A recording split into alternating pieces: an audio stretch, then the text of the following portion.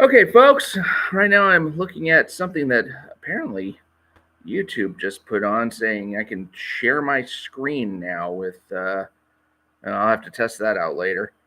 I wonder if there's ways to do like unlisted or private. Yeah, there actually is. There's ways to do private live streams so that you're just basically messing around and trying to figure out how all this stuff works. And I got to do that starting to use the, what do you call it, the Rumble Studio, because I just heard that opened up. And Rumble Studio apparently allows you to stream on Rumble and then broadcast that at the same time over to YouTube, over to, I guess, BitChute, I guess all these other places, and have them all recorded at once. So you can embarrass yourself on multiple platforms at the same time. So, what are we going to talk about today? Well, I thought that before Ethan starts up his latest Trashcast, I would do a little bit of an analysis on the previous Trashcast. And the reason I want to do that is because there were a couple of things that Ethan was going off on that kind of bothered me. And plus, there's some stuff that happened this morning that bothered me a little.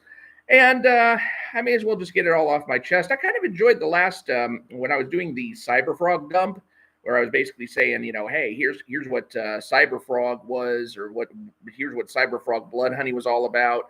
I kind of enjoyed doing that. That was kind of like right off the cuff, just holding my phone in my hand. I'm doing this one from my chair. I don't know which one you all like better, whether you prefer, the phone or the chair. I have to assume that when I'm in my chair, I mean, yeah, you can see my hands moving around, and maybe that's distracting as hell. But now I'm self-conscious about it. Great. But if you have the phone, I mean, the phone's going to be like jiggling like all the hell. So I don't know. But then again, the audio might be better on my phone than it is here.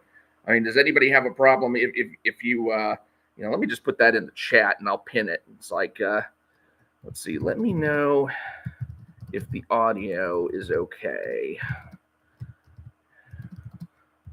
Because every time I reboot my computer, you know what this thing does? It actually... Can I pin that? Can I pin that chat? Let's see. Maybe not until... Oh, wait. Okay, pin message. Here we go. Message pinned. All right, so we'll see if anybody likes the audio there. Okay, M. Corton says, all good, Mike. Okay, good, because what happens is... let's see. Oh, Andrew Rowland's asking, are you able to do a live reaction of my video comic if I request it via Super Chat? Of your video comic? Is that like a web comic, or what kind of comic is that? Yeah, I'd have to figure out what it is I'm doing on this platform. I mean, aside from just basically talking to people, and you mentioned super chats. Yeah, super chats are available, and I'll read stuff off, but I'm not exactly sure about what a live reaction to the video comic would be. Trying to think if that would actually be the best format for doing things, because I don't know if I'd want to be on the spot when looking through a comic, because when I'm going through a comic and looking for things as far as the critiquing aspect of it, I kind of like go through and make notes while I'm doing it, except if it's like Alpha Core or Cyberfrog or one of those things. No, I take that back. I'll actually go through and I'll be building PowerPoint presentations, or at least a Word document. So I kind of want to do, those are the kinds of things that I want to kind of build up doing, is somebody sends stuff to me for a critique, and then I can critique it and send them back notes and use that to improve it. Let's see. Andrew Rowland says it's literally a video on YouTube to basically do the live reaction. So basically I would be taking your video comic, and I guess I would have it up in a presentation pane or something, and then I would be reviewing what it was that I thought was good, bad, and different, something like that. I mean, I'll have to try that. I mean, I need to experiment, generally speaking, with what YouTube is capable of and how I'm able to share things. I mean, I don't even know if this video sharing thing or share screen functionality was something that YouTube had prior to today. That's something that I just saw down at the bottom. It popped up this big blue box saying, here, try this. And, we'll see. But I need to be playing around on this stuff more, and I just haven't had the time. I barely have time for this live stream because Ethan Van Sciver's next Trashcast is coming up in 55 minutes. So what I'd like to do is like make some commentary on the last Trashcast that he did, and then try to squeeze in as much material as I can.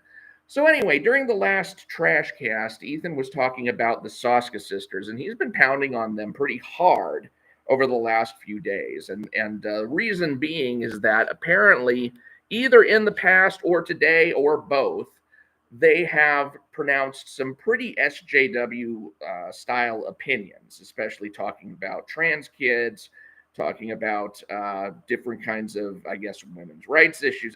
I don't know. I haven't actually gone back and looked at any of that stuff, but also the kind of movies and films and, well, I'm not going to say comics because I've read what I think is all of their comics repertoire, and I know there wasn't like a huge anything controversial in that, unless you think that the back alley kind of fight clubs or things like that would be a controversial thing, or for people to be tortured on screen or over the internet would be a controversial thing to put in a comic book. I mean, I think that's pretty tame at this point. So as far as the Soska sisters' earlier catalog of work goes, I don't actually know anything about it beyond what little bit I've seen. I think there's been a couple of video trailers that I saw, and they're very much into body horror and things like that, and really things that'll disturb the audience. Those were the original things, and then I saw some pictures on Twitter today where Ethan Van Sciver posted pictures of the sisters like making out with each other. I don't know if they were doing like an OnlyFans thing or if this was part of a movie or something. And the way that I feel about the Soska sisters is that, look, first of all, if you're going to critique them for anything, it should be first and foremost for whatever their comic book work has been. They have a very, very limited repertoire. It wouldn't take Ethan any time at all to go back and look at their Black Widow No Restraints play arc and see what that looked like. How did that read? How did they do as far as character, as far as story, as far as beats and changes and all the kinds of scenes that you would want to see in a standard superhero fare, and also on the side of the Black Widow where you've got more of the spycraft and the espionage and those kinds of things. How did they handle the character? And did they stay true to the Marvel characters that they interacted with? I mean, the very first issue of that, she interacts with Captain America. So, okay, did they do a good job of portraying Captain America? How did the Soska sisters do as comic book writers? Because according to Eric July, he hired them based on what their output was. Now, I don't know anything about their movie output. It doesn't look like my cup of tea. At the same time, neither was Black Widow No Restraints play. But I'm just basically going to say that, hey, if the whole idea behind Comicsgate was, let's get the politics, not the politics out of comics so much, but let's get the political gatekeeping where people of a certain particular variety of politics can't play in our sandbox anymore. We're going to gatekeep all that stuff.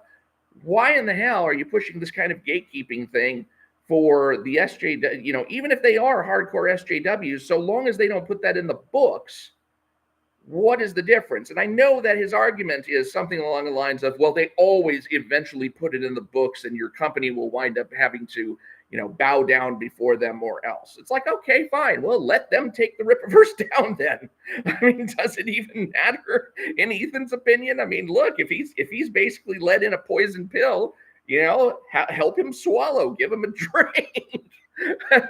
I don't even understand what the problem is there because, hey, you just basically let someone in the door who's going to, cause your company to fold to the ground. And I don't honestly know that that's going to happen. I honestly wonder whether or not Yaira's going to be, because these are experienced comic book writers themselves in their own right, nowhere near as experienced as Chuck Dixon, of course. But then again, the Alpha Core crew is just kind of a crap list of characters when you look at it. Didn't have to be. I think Chuck Dixon could have done a lot better with those characters than he did.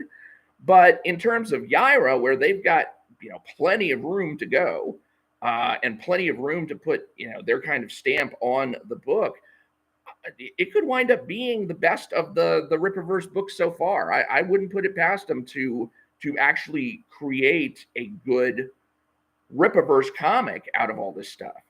And you know, I mean, he made them masters of the lore for some reason. I mean, why wouldn't he have made Chuck Dixon last master of the lore unless Chuck was just too occupied with all of his other pursuits and stuff? I mean, I know he's doing stuff for the Rippaverse still. According to the Soska sisters, he's got an event book coming up, but he's also got his own book series. He's got probably multiple irons in the fire. So probably Chuck Dixon didn't have the time to do that kind of thing, whereas the Soska sisters might have had more time on their hands for being lore keepers and whatnot.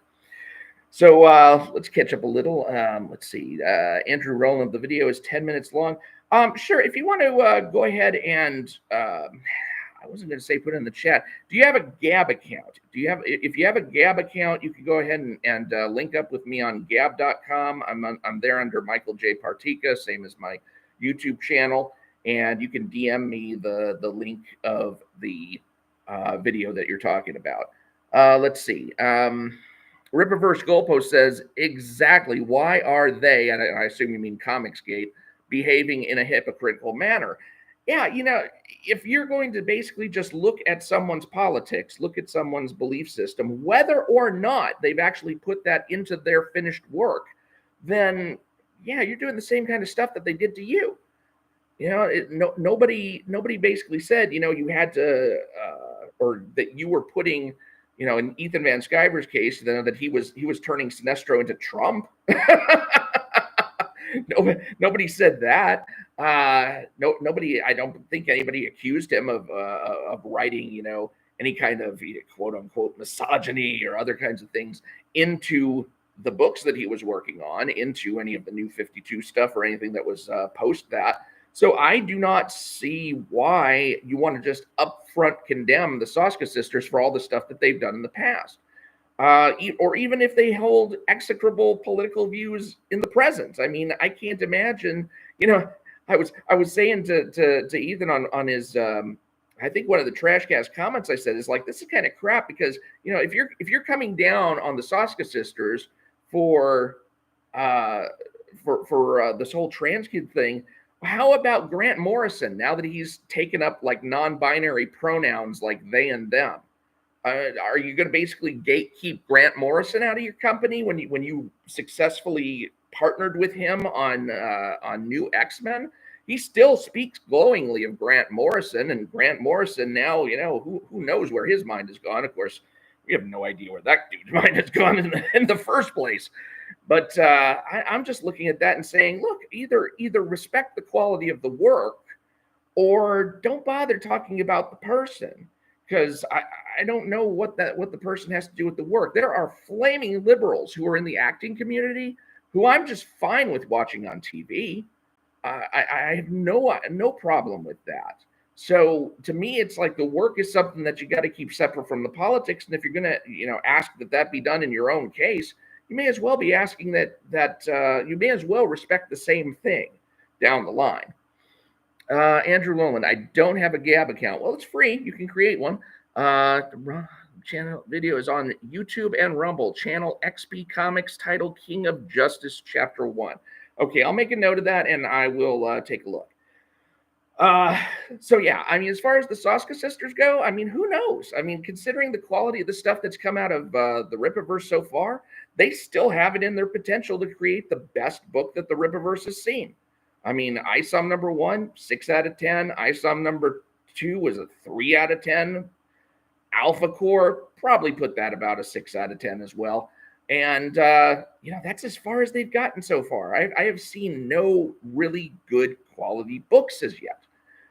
So I'm hopeful. I'm hopeful about the Soska sisters. I'm hopeful about Mike Barron's Gooding the Polymath. And I'm hopeful for, you know, whenever ISOM number 3 comes out, then maybe Eric will have taken some of the criticism that Ethan Van Sciver basically says he never takes. And that's another thing I wanted to bring up too. This is actually probably point number 3 on my agenda, but I may as well bring it up now, is that at this point in time, what kind of criticism is anyone honestly expecting Eric July to take? Yeah, I don't know what. He has no books out and written. he's as far as ISOM number 3 goes, we're still a ways away from seeing what that book looks like and whether he's learned anything from the mistakes made in ISOM number 1 and ISOM number 2, or if he even acknowledges that any were made. When it comes to Alpha Core, I mean, people in his circle have been largely praising that. And that's part of the problem, too, is that who is he under any obligation? I mean, not for the sake of improving his work, but if he's interested in money, and that is what seems to me his primary concern. If he's interested in money, then who is he going to take criticism from other than the people who are giving him money? He's not really beholden to anybody else other than that, and he knows it. So people can shout him down as much as they like, but as long as other people are paying the bills, well, those are the people that he's going to be looking to satisfy. And if they say we want more crap, then they're going to get more crap. And they may, I don't trust his fan base to not know the difference between crap and good comics. That is really the point where I think he's failing in the sense of taking criticism, is that if he were to listen to some of these other voices who were speaking of him negatively and saying, well, what are they actually saying? I mean, it's as simple as this. We all know that in ISOM number 1, there's a panel towards the end where Darren is talking and he mentions an extra word in the sentence that shouldn't be there.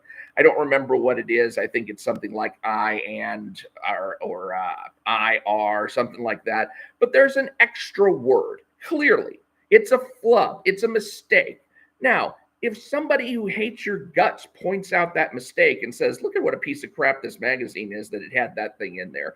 Or if somebody who has, nothing but respect for you says, oh, I really want to help you with this, and I hope that your comic book's really good, but you've got this little mistake in there. It's the same freaking mistake, and if you can't hear from the person who doesn't like you the mistake that you've made, then who knows if the person who does like you is even going to tell you about it? Who knows if the person who likes you has the grasp of the English language necessary to tell you about it? You've got to trust more than just the people who are on your side to tell you when you're screwing up, because it's the people who are not on your side who are going to be looking for all the ways you're screwing up. And then you can use their advice and use it to shut them up by not making the same mistakes. Rippaverse Goalpost says, concern trolling is what it is, and detractors don't generally care about their foolish complaints. The objective is to create bad PR for Rippaverse. Well, what's the fucking difference? Because the mistakes themselves are the bad PR. If they were wrong about the mistakes that they're pointing out, then that would be something that made them look foolish. But the fact that they're willing to go on a video and, like the way that I've made, I don't know how many videos about the Rippaverse and say, hey, these are areas where this needs improvement and I can show you how to improve this. And please do this next time so that I don't have to read a crappy book next time.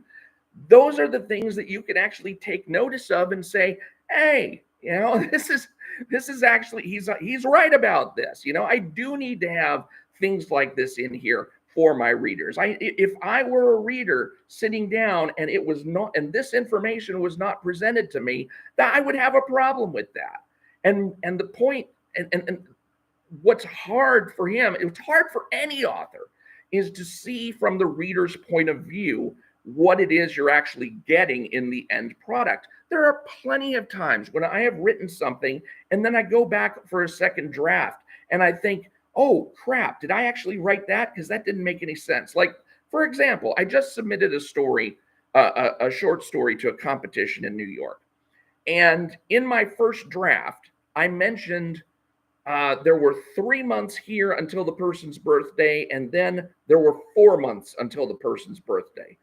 And I'm reading my own thing and I'm saying, oh my God, Mike, which is it? Is it 3 months or 4 months? But that was not something that registered to me as I was writing it. It was something that I had to figure out in the editing, that I had done something wrong. And I have had a story like that I had to rewrite like about 6 different ways. No, not like rewrite as in terms of, I had to go through and restructure the entire story. But there were elements in it where every time I did a rewrite, I had to go through it again and say, okay, is everything lining up now? Is everything in sync now with what it is that I want the reader to know? And it wasn't until like the seventh or eighth time that I finally got it straight. Now, what would have really probably helped me during that time is if I could have handed it off to somebody and said, hey, can you take a look at this and tell me if I've got some screw up in here, or maybe even a punctuation problem or a spelling problem or something like that, and just let me know, because I don't really have any writing buddies. But I do have at least one person now who I can read to on a regular basis, and then she can tell me, hey, you're doing this, or you just used the wrong word there, or something like that. Like in this past case in the story I just wrote, I used the word indigence when what I meant was indolence. Okay, and that's important. You need to use the right word. You need a word that means, if you're looking for a word that means laziness, you don't want to use a word that means poverty. So words are important, and the sequence that you put the words in are important. Run the point night says audio is fine for me. Let's see. Rippaverse goalpost. If you see substantial improvements in ISOM number 3, conclusion of ill-advised arc, will you read the next arc of ISOM story? I don't know. That's a good question, because I have okay, so I'm already committed. I'll say it again, to what are the books that are coming out next? The next book is Yaira number 1, Gooding the Polymath, ISOM number 3. Chuck Dixon has some sort of event book in the works, and I do want to take a look at that, just because it's something different from the Rippaverse. It's something that's a potential, crossover or something else, or maybe it'll be a look back into Rippaverse history. Maybe it'll be about the War of Separation. We have no idea. And then Norfolka number 1, I do want to check that out. I'm at least intrigued by what the idea of that's going to be, and I don't really care about Bloodruth. I think probably Norfolka number 1 is where I would cut the cord and say, if things have not gotten to the point where I think there has been substantial improvement, or there's enough to really interest me, then I just shine it on and say, okay, there's plenty other stuff out there. Because right now I've already got, of course, the books by Ethan Van Sciver, the Cyberfrog books. Shane Davis's Inglorious Rex is going to be on the way. I've got Andy Smith's Cordrath, The Reckoning. I'm going to look into John Malin's Graveyard Shift and see if that's something worth picking up. I'm a little bit sketchy on that one, but I don't know. And eventually Renie Strychalski with Fiendish, and that makes it for a good segue into one of the other topics that I wanted to talk about, because what Ethan Van Sciver revealed on the Trashcast last night is that what he heard second or third hand from somebody is that the reason you haven't been seeing a lot of Renie Strychalski, or any of Renie Strychalski, on Comicsgate Kings, where she used to be a prominent feature, is because of the jumping jack snafu that they had a while back. So I was there when all of this was going down, and I can confess that this was kind of cringy as hell. Apparently, one of the stretch goals that they offered to get her past the hump of $200,000 on her Fiendish campaign was that she would do jumping jacks on the screen. Now, you know why, of course. If you've seen Renie Strychalski, you know why there were people who wanted to see her doing jumping jacks. Ba-boing, ba-boing, ba-boing, ba-boing.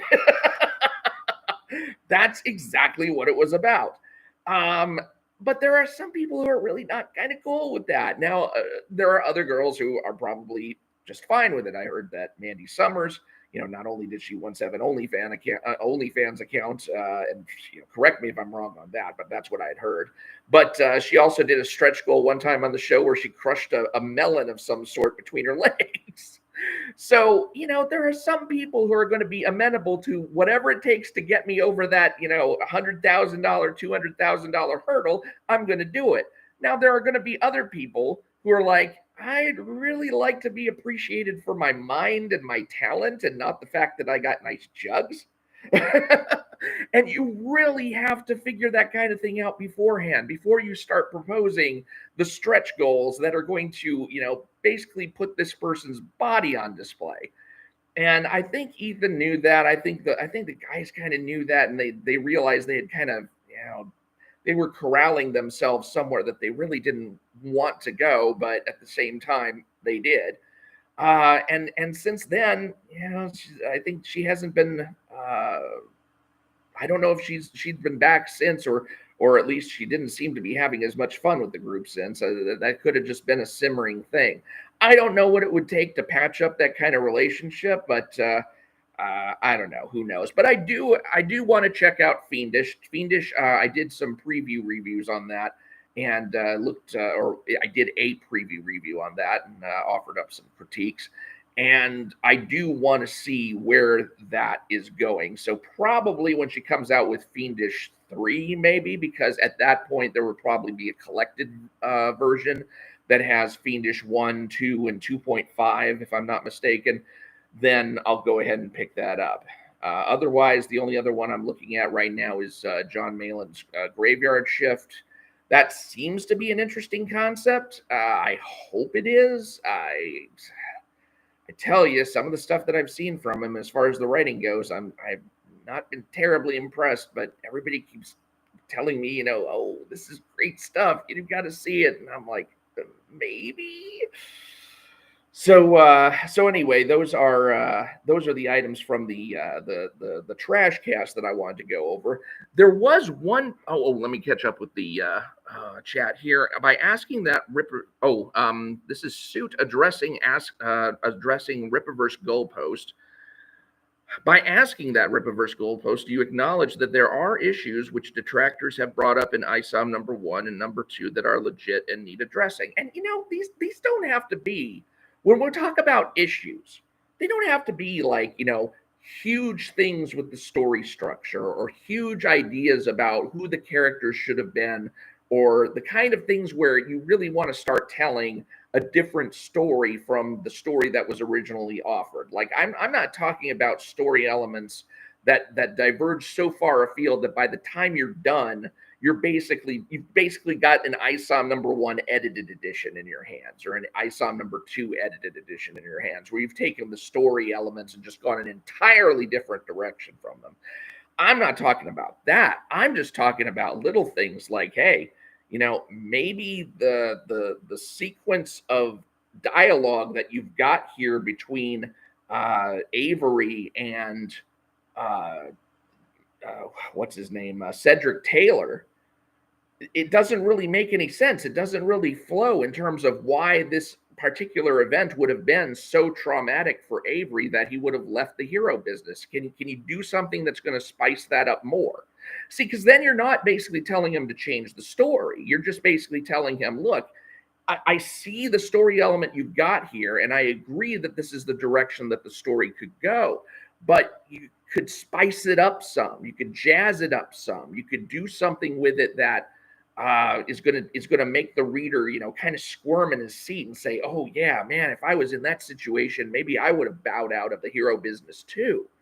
But as far as just losing a fight and having a girl getting your head crushed in front of you, I don't know. That's not necessarily the kind of Rubicon that somebody would have to cross in order to throw most superheroes out of the business, I would think. And then there's other things. There are kind of structure-based items that are just tiny structure, like here's where you want to put a little note as to where your character is. Here's where you want to mention who your character is.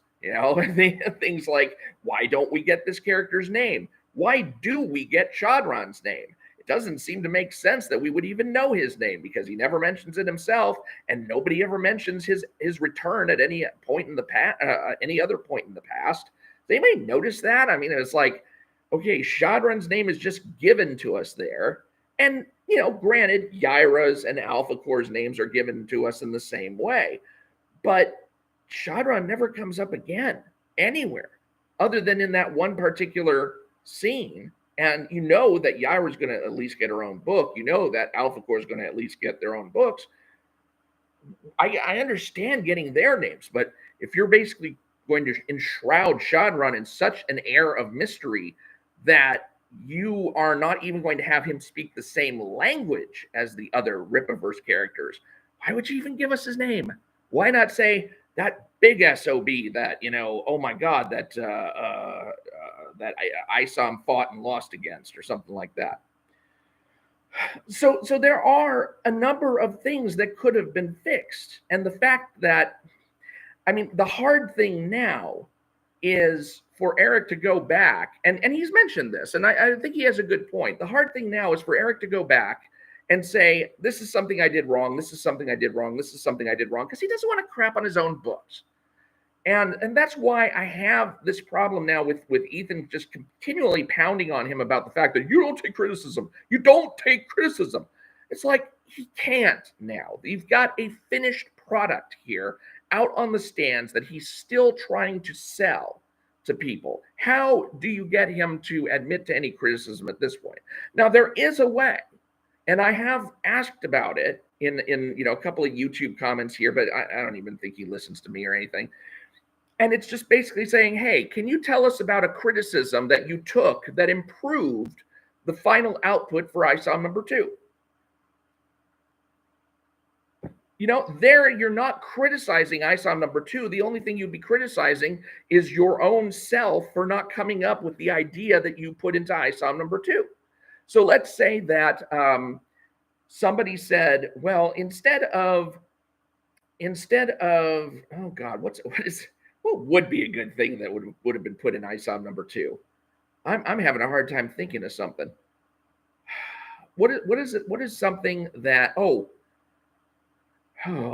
that's actually something bad that was put in ISOM number 2, because I was thinking, what if somebody had suggested to him that he put in 3 pages of Alpha Core discussing their failure to apprehend Yaira? And I'm like, yeah, but that was the part of the book that probably sucked the hardest. That's something he could definitely blame on someone else. The problem is that the whole idea would be to say, this is something that helped me improve. Oh, I don't know. Let's see. Run the Point Night says, I'm still 10 minutes behind, but the concerned criticism of the Soskas is not merely social political. Eric claims to be a Christian and has a large conservative base. Yeah, Eric claims to be a Christian. Whatever. You can be a nominal Christian. Anarcho-capitalism doesn't square with Christianity. I don't even know if he knows that, because the Bible basically teaches that the agents of the state are not immoral actors. They are agents of God who are assigned to dispense justice and reward both well-doers and evildoers with their corresponding rewards or punishments, respectively. So the idea that the state is some sort of immoral creation and nobody has a right to be a ruler over anyone else, from a biblical standpoint, that's complete garbage, and I don't think he knows that. So it's just kind of like, okay, dude, you just go on and keep squaring that circle. That's fine. Let's see. Can Eric not? Okay, the suit says, can Eric not release an ISOM 1 edition 2 and address these things and tweak it in the future? Honestly, I hope he doesn't. And this is one of the things that Ethan Van Sciver does that on one hand I kind of like, on the other hand I kind of don't, because he will take Blood Honey and he will take Wrecked Planet, and he has taken the Diary of Heather Swain, and he has made improvements on them along the way. And so it becomes kind of almost a George Lucasing of the material, where every time he releases these things, it's going to be in a better and better and better form. The reason I don't like that is because if it kicks my OCD into high gear, now I'm thinking, I'm reading inferior material. I want to read the best material, don't I? And now I don't have that ability unless I want to pay more money for it. It's like, get your shit together up front, wait as long as you need to release the book as it should be, and then release it as a finished product. and then let that be, one of the things that I absolutely love about the Marvel, if you go back and look at Marvel Masterworks or Marvel, what are they, the Epic collections, they reprint everything, no pun intended, literally warts and all. Literally warts and all. You will see in Amazing Spider-Man #1 where Peter Parker is accidentally referred to as Peter Palmer. You will literally see in Avengers #5 or 6 or something, one of those things, where the Hulk and Thor's identities get confused. You will see in Amazing Fantasy 15 where Spider-Man has a blue spider, a light blue spider on his back instead of a red spider. Not everybody knows that, because when all the reprints that have come out since have corrected those things. I don't like those corrections. I like the fact that you have the uncorrected. This is the material as it came out, and if they ever want to do like a reboot to the universe and a retcon, they can handle all that crap at that time. But don't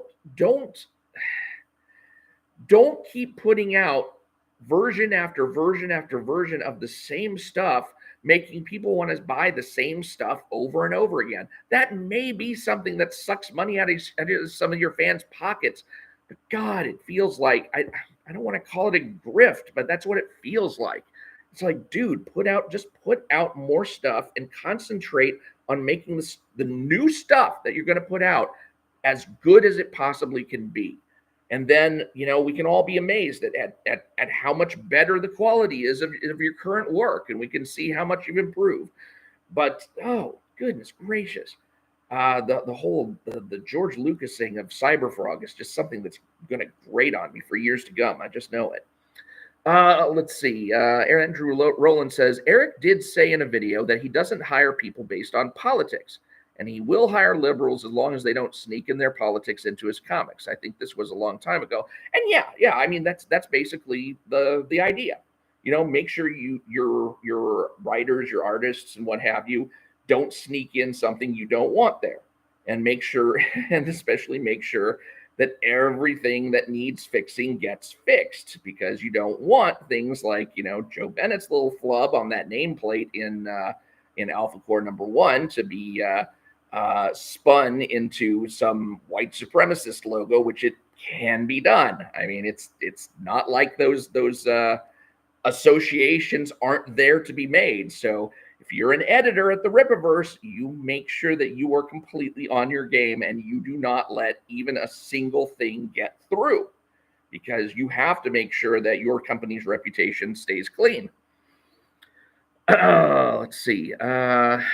Suit says, if it were me, Rippaverse Goalpost, I'd release ISOM #3, get feedback from it, note the errors, and then release an ISOM Definitive Edition, which has 1 to 3 with improved art and fixes. And you see, the reason I think he won't do that largely is because that would probably feel too close to creating a multiverse for him. It's like you could either have the original kind or you could have the, new improved kind. I wouldn't even think that he'd want to go there, just because it would open him up to accusations of having created a multiverse in that respect. I don't think he's willing to risk that. I mean, when you're criticized as heavily as he is, to open himself up to the kind of criticism, I don't think he's going to go for it. Suit says, not being part of comics growing up, I don't know if new editions are done addressing these things or if they're just left alone. My first comic was ISOM. And yeah, it depends. I have received reprints, like when Marvel Comics did Marvel Tales and they reprinted old Spider-Man adventures. They would actually go back and they'd do touch-ups. They would touch up the dialogue, they would touch up the art, and they would make sure that if there were anything that needed fixing, they would do that, because this was stuff that some people were seeing for the first time. And the problem that I have with that, because you do ask, so Mike, you would prefer original source not touched instead of something needing to be addressed to correct the story, then do a flashback and do additional scenes that connect or clarify, like a retcon or something like that. There's no retconning some of this stuff. There's no retconning having Peter Parker being called Peter Palmer.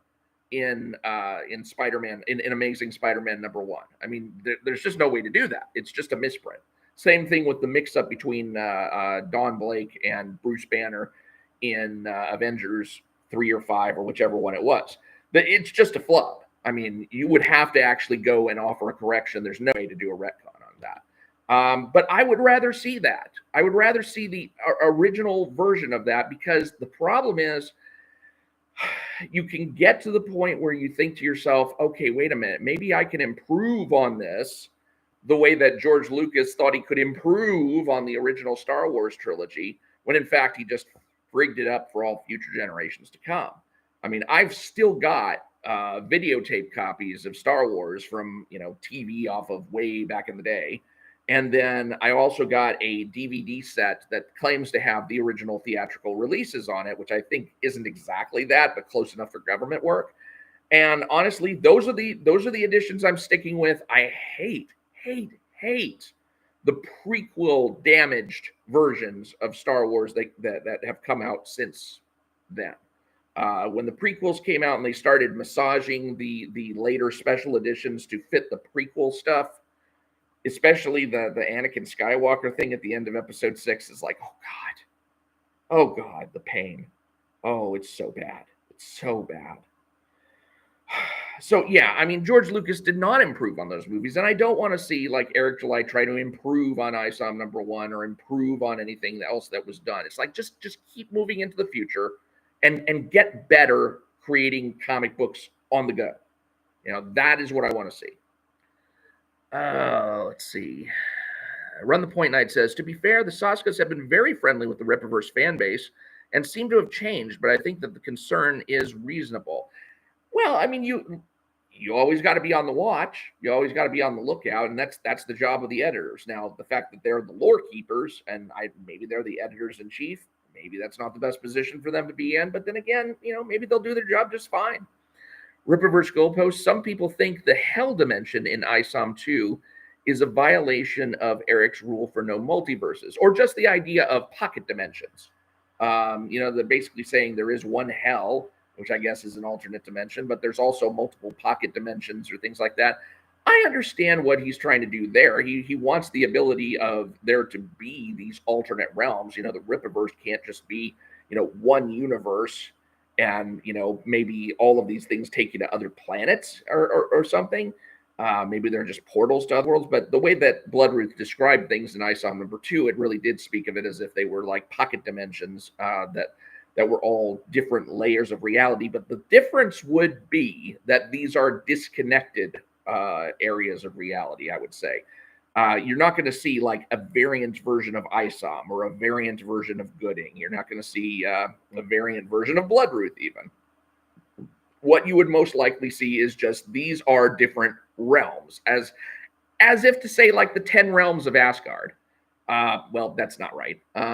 Asgard is one of the 10 realms. So Asgard, Midgard, Valheim, Elfheim, all of these different kinds of. I think there's actually a heaven in the 10th realm is heaven, and that's where Angela comes from because she was banished there a long time ago. So all of these different realms can exist on the world tree or what have you, but they're not going to be, overlapping realms as if you have one set of superheroes here and then the same set of superheroes modified some other where. I can see that. I mean, that's not a multiversal violation. That's just basically saying that there are more. It's almost like the same thing as saying there are more planets in the universe. It's just on different dimensional planes that have nothing to do with each other other than they can occasionally cross over with each other. And Suit says that I don't believe the Hell Dimension in ISOM 2 violates Eric's rule. To me, it just strengthens his Christian values. Ian, for me, a red flag on the Rippaverse is that the characters people think they like are the ones they haven't written much about yet. As they get written about, they become uninteresting. Well, I mean, that I think is probably why Eric has made a general directive at the company, and this is just me, assuming things, tell as little as possible, because the more that you nail down, the more that other people have to dislike. When we didn't know anything about Brian Solari, he was a much more impressive character. When we didn't know anything about Ingrid Valdez, she was a more impressive character. When we didn't know anything about Braxwell,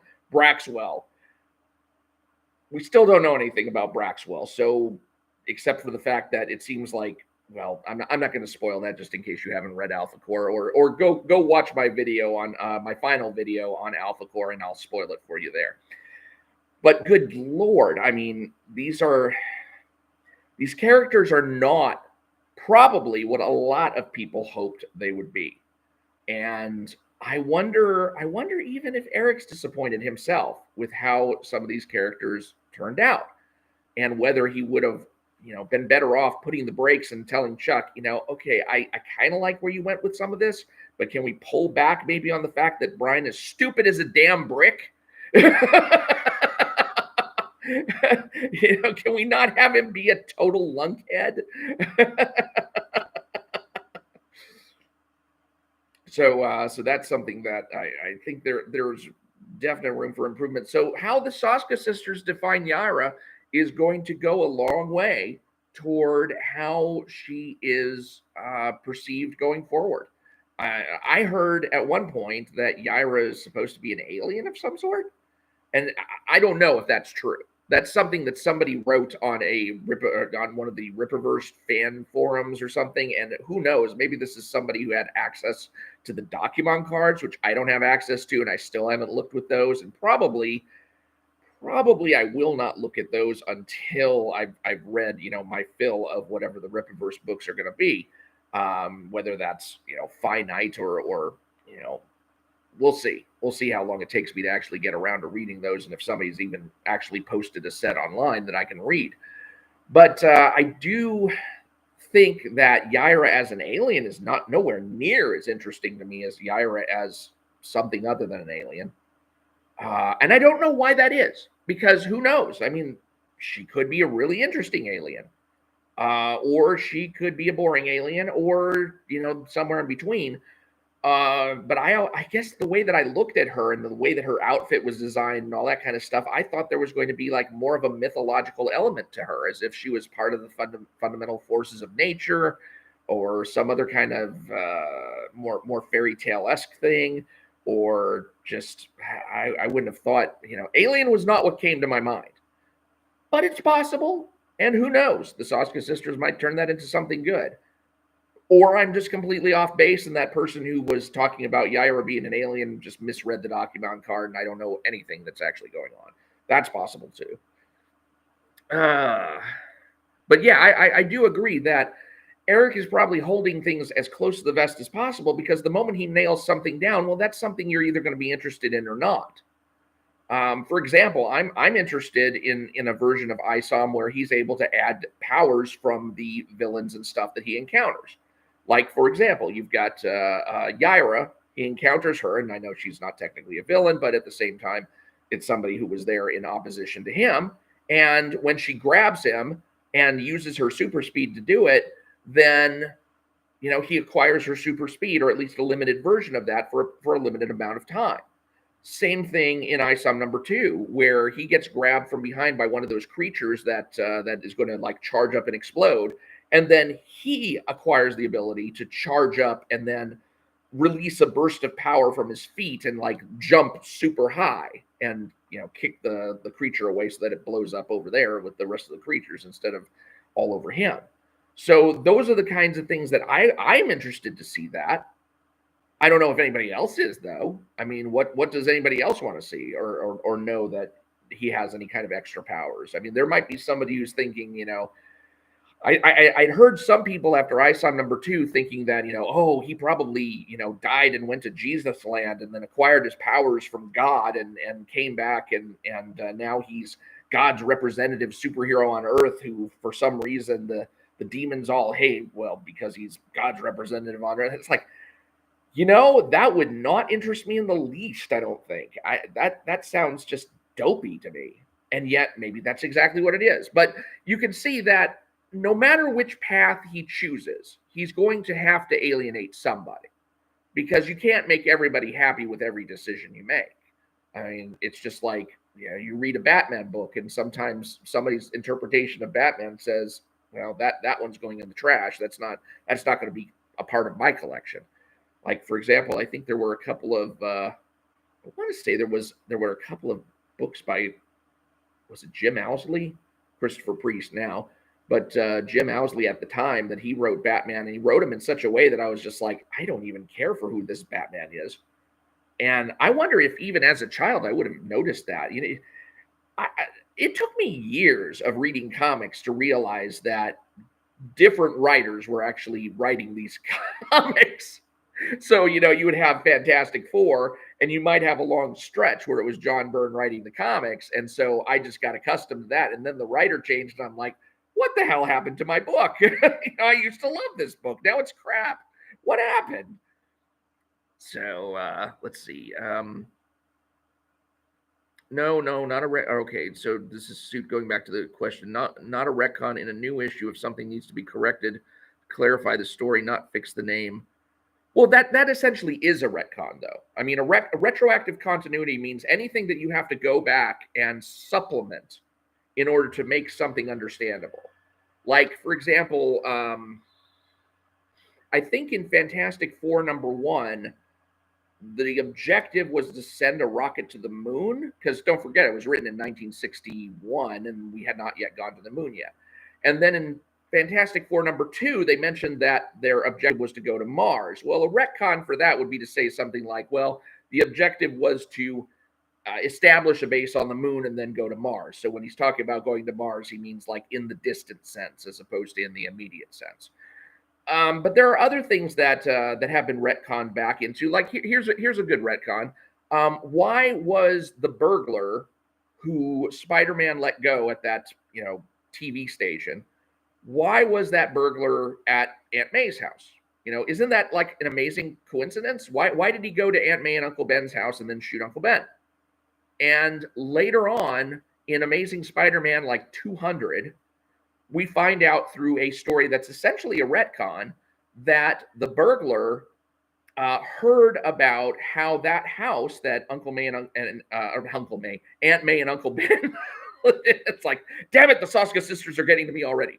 Aunt May and Uncle Ben were living in a house that was originally owned by a mobster who supposedly had a fortune in money stored in the walls. And so what he was trying to do was get at that stash of loot that was in that house and find out, and basically try to rob the house of that great big stash. And so it gave a reason other than complete randomness for the burglar to have been in Aunt May and Uncle Ben's house, as opposed to just having that connection with Spider-Man. So that was something that I would suffice as a retcon. Even though it doesn't go back and fix anything, it fixes things in the sense of making the pieces fit a little better, or at least a little more reasonably. Now, did anybody really need that? No, but this is something that I guess the writers at the time had in mind.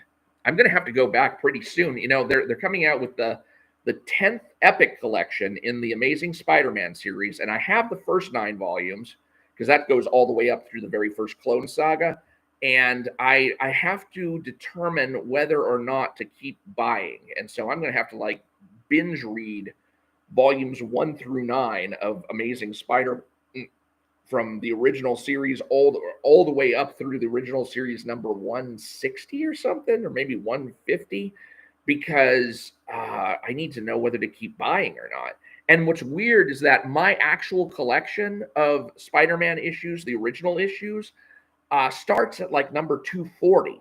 So I'm not that far away from having a complete set of Spider-Man all the way up through issue 350 was where I called it quits, because that was when Mark Bagley took over as artist, and I don't remember who it was who was the writer at the time, but the story just kind of went shit at that point. There was just, I wound up keeping on with it for a while, and then I kept on again when the second Clone Saga went through. But Yeah, I mean, just the good vintage Spider-Man stuff, to me, that ended with Eric Larson's last issue in Spider-Man 350. So that's where my collection would end, and oh my gosh, that's just a whole half ton of stuff. And you would not believe how well edited those series were too, because there were 3 titles coming out at the time, 4 by the time Todd McFarlane jumped ship for Image. But you had Amazing Spider-Man, the original title, Spectacular Spider-Man, which I think started up in the like late 70s, Web of Spider-Man, which started up more in the probably early 90s, and then you had Spider-Man, which Todd McFarlane was writing originally. And if you looked at the 3 titles, the original 3 titles, Amazing, Spectacular, and Web, they were so well edited that you could not find a continuity goof in them until they had a bi-weekly series called Assassination, where Spider-Man wound up fighting Sabretooth for some dumb reason. And in Assassination, they had a goof in a snarl in the continuity where Aunt May was laid up in bed for some reason with a heart attack. But in the Spectacular one, she hadn't had the heart attack yet, and blah, blah, blah. And so they kind of goofed things up there. But it was the only time through years of Spider-Man that you could find a continuity goof in that. And oh my God, I would just love to be able to see that kind of tightness in the Rippaverse. Of course, with as few books as they come out with, there's not going to be much room for them to screw things up. But you never know. You never know. Somebody might miss something. Let's see. Suit says, the fact that Alpha Core are idiots, it's going to make the parody so much more fun. Honestly, I wanted to do not a parody, but a rewrite of those 3 pages in Alpha Core, not Alpha Core, ISOM number 2, where you had the Alpha Core members talking to each other. But oh God, their dialogue was just so pedantic, and the dialogue was just so nothing that I'm like, I don't even see the value in doing this. And what really sucks is, how Ethan basically is saying these days, if I get $100 in super chats, I'll go review this or I'll go do that. And I thought to myself, what if I said something like, for $100 in super chats, I'll rewrite these 3 pages of ISOM number 2. And then I thought, that might actually go down as paid fan fiction, and I think that's probably worth a DCMA strike. I better not do that. So all the other stuff I've just been doing, out of wanting to show people what could possibly be done. But unfortunately, if I were to do that kind of stuff for super chats, there'd probably be a lawsuit in there. So darn it, that would be so. Oh well, let's see. Rippaverse Goldpost says, if Yaira is an alien, maybe she is not considered an accept. Maybe, I don't know. Run the Point Night. I did a stream on my other channel showing the front of the cards and reading the backs. Yaira is described as an ancient. Oh, interesting. Okay. Well, that to me kind of makes more sense. Do you have a Gab account? Because if you can, I don't know if you're not allowed to. What do you call? Also Yaira's card says she can't be from Earth, which we don't know if that means a pocket dimension or if it means that she's an alien. So that may be why the person said alien as opposed to anything else. Let's see. Yeah, if well, I guess people can see, go and click on your icon and see your site from there. You did a stream on. Well, wait a minute. If it's your other channel, they might not know it. Do you want to drop a chat and just basically say, here's the look for this video on my channel, whatever your other channel's name is. I mean, feel free to do that. I don't mind. Let's see. Okay, so flashbacks or retcons too. They can be. Definitely they can be. Michael Deitch just says, not arguing, but I'd call that info that might best have been included in the issue that dealt with the situation. I usually think of a retcon as going back and changing original intent. Just semantics. It can be. I mean, it can either be something that provides context and fleshes things out better, and sometimes you'll see kind of like retcons that happen immediately, almost after the events. For example, one of the things that I'm reading right now is the original Luke Cage Hero for Hire. Now, in the first issue of Luke Cage Hero for Hire, he gets his costume from a costume shop. But it doesn't really go into a lot of details about how he got his costume or why he picked that particular outfit. And then in issue number 2, it shows a flashback to the events of issue number 1, and it shows him going to the shop and picking out contents that were left there on layaway, and now they're on clearance or something, so they're real cheap. And they're from an escape artist. And so the outfit that he's wearing is actually an escape artist's outfit. And what the chain that he wears around his waist was a prop that was used in the escape artist's act, and it's just been cut to size. So all of that stuff is like an escape artist outfit that kind of gives an homage to the fact that he escaped from prison. So that was an interesting way of doing, like in the second issue, a fleshing out of things that happened in the first. There's no contradiction there, but it does give us more context, and it does give us more feeling. I just noticed that about 3 or 4 people have dropped off, and I think that's probably because Ethan Van Sciver's Trashcast is starting up. Now, I know he usually gives about 5 or 10 minutes of intro time. So in that last bit, let's see, is there anything else? Suit says, what is annoying are the drops of history. It kind of slows things down, aka Gooding, etc. So many ways you can expand the world and history and billboards, radio announcers. Oh, yeah. Oh, absolutely. Like ISOM number 1. The very first page of ISOM number 1, we should have had world building out the wazoo. Because what you had was somebody on the television, the new governor of Texas, or whoever it was. He was on the television, and he was basically saying, my term as governor has been so much better as the previous term as governor. And you don't even know he's the governor. You have to find that out from Eric on a freaking live stream. But not only that, but he could have talked about, well, it's been 10 years since the War of Separation that divided Texas from the United States. And in that time, we've seen that the Texas economy has been booming as we've been trading with the other states from that, once united but now fractured nation, or so on and so forth. There was plenty of room to give us some background and let us know that we were not in the earth that we were used to. And that would have kind of been like, oh, really? That's kind of interesting. And how is Avery's decision to leave have anything to do with the War of Separation? And I said 10 years. It would have been more like 20 years because in ISOM number 2, Gooding and Avery are discussing it, and they say that, it happened when they were kids. So, there was plenty of room in there for world building that was just not taken advantage of. So, okay. So in the time that's remaining, I think I had one more. Oh, there were a couple other I'll tell you what. I'm just going to go ahead and save them for the next live stream, and I'll try and do these a little bit more often because I kind of enjoy them. I've got 2 topics that I didn't cover today. One was about, has the Rippaverse already run out of gas? And I'll tell you why I'm asking that question in the next live stream, as well as, can Scott Adams ever figure out that, yeah, he actually did say something racist? I don't know if anybody even wants to hear about that, but damn it, I feel like talking about it. So that'll have to wait for the next live stream too. So thanks to everybody who joined in.